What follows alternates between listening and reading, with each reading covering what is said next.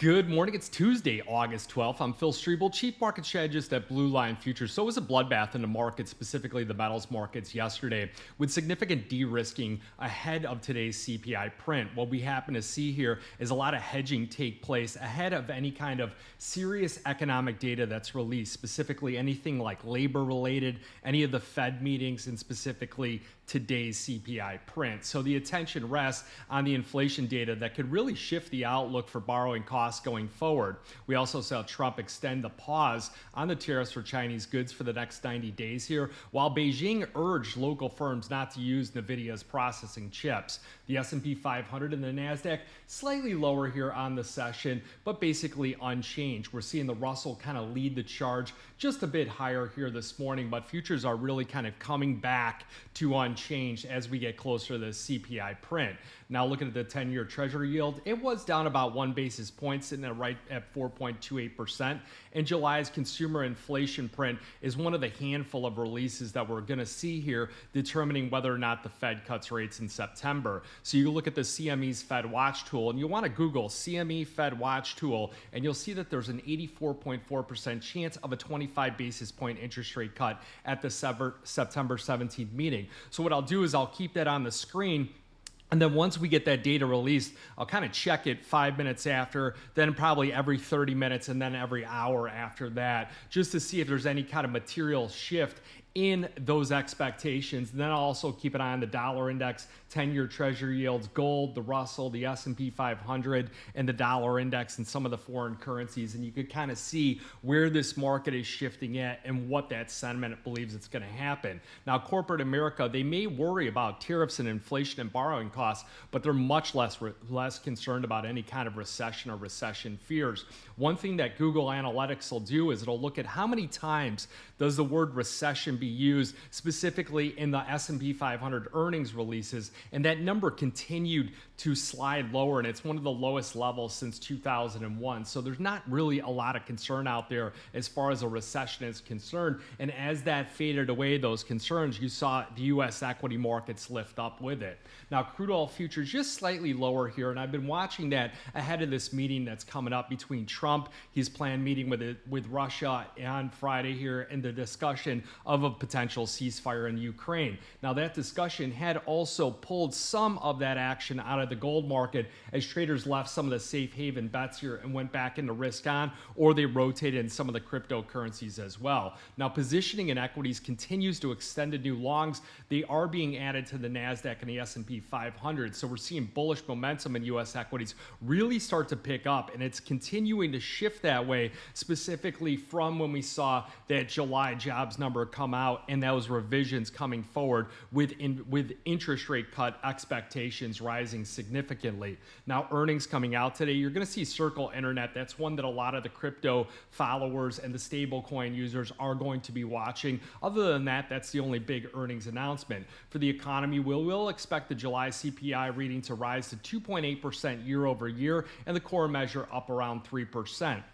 Something back to the Russell 2000, we saw U.S. small business optimism. It rises to a 5-month high on the economy, and that sentiment among U.S. small businesses climbed to that 5-month high in July as owners grew more upbeat about the economic outlook, fueling those pickup for expansion plans. So Goldman Sachs traders, they expect a slightly more muted price reaction to CPI, more than their counterparts JP Morgan, but they do warn about some upside risk here in the number. And what worries them is we see a rotation that could happen in a market bullish scenario. What they're thinking is if we do get a benign CPI report, we could see that Russell 2000 really begin to outperform to the upside. So looking at Europe and Asia, European stocks, they rose ahead of this U.S. inflation data print, and we saw some luxury good names start to outperform. That's their type of risk on scenario. You'll want to watch those types of stocks versus other things like defense stocks. And you see Asian equities, they advance as the global trade worries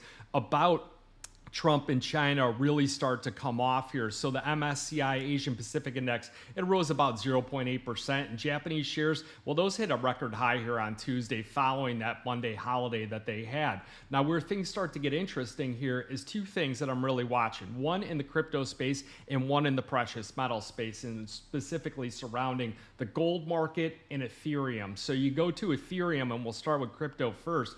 Ethereum up about 28% since the beginning of the year, and that's surpassing Bitcoin's return of about 27%. It's really been on a tear this last month, and it's been soaring as much as 44%, pushing some of the levels that haven't been seen since November of 2021. And what's really driving this rally here is the institutional interest in that market, with a $515 billion asset has skyrocketed last month. The net inflows into the ETH spot ETF had reached 21 billion in July. It's far exceeding the flows into Bitcoin. So the point is that you look at the institutional money that's going into different ETFs, and the one that they are going into is the Ethereum one, well over Bitcoin. So we do have Ethereum futures, and a lot of people are very active in trading that particular product. We'll add that also to the Metals Edge report, where we'll give you tactical ranges on the Ethereum product.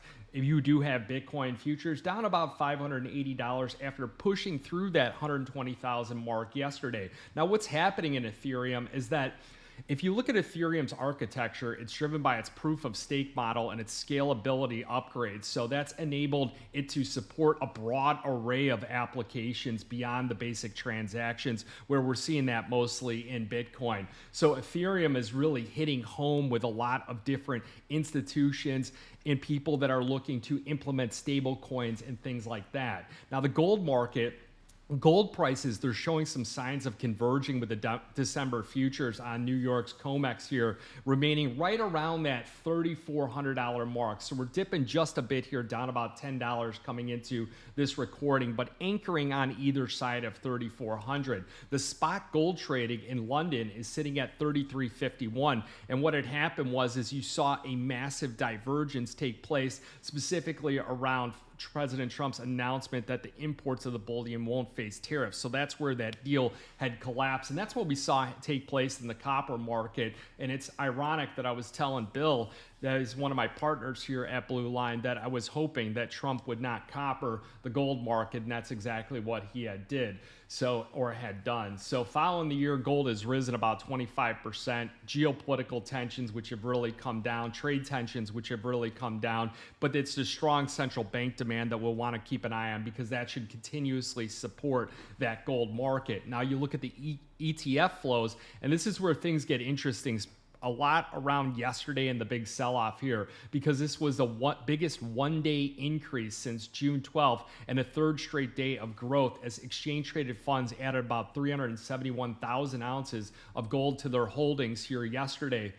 And you look at the silver market, they cut 3 million troy ounces. So it was a big rotation that took place. But more importantly is that traders are really finding a home with that gold market and having it part of their portfolio, because of the fact we're up 11% year to date as far as ETF change and flows into the gold market. So we'll want to keep an eye on the CPI print, see how that plays out. We should see some degree of volatility. I expect on the S&P 500, any kind of significant dive that we get here down to some of the support levels outlined in the chart pack should be met with some buying here, as traders are focused on the long run here, where the Federal Reserve should cut rates at some point, and it just weighs in is whether it's 2 or whether it's 3 cuts this year. So you have any questions, shoot an email to info@bluelinefutures.com, and remember that futures and option trading, well, it does involve risk of loss, and it may not be suitable to all investors. Good luck and good trading.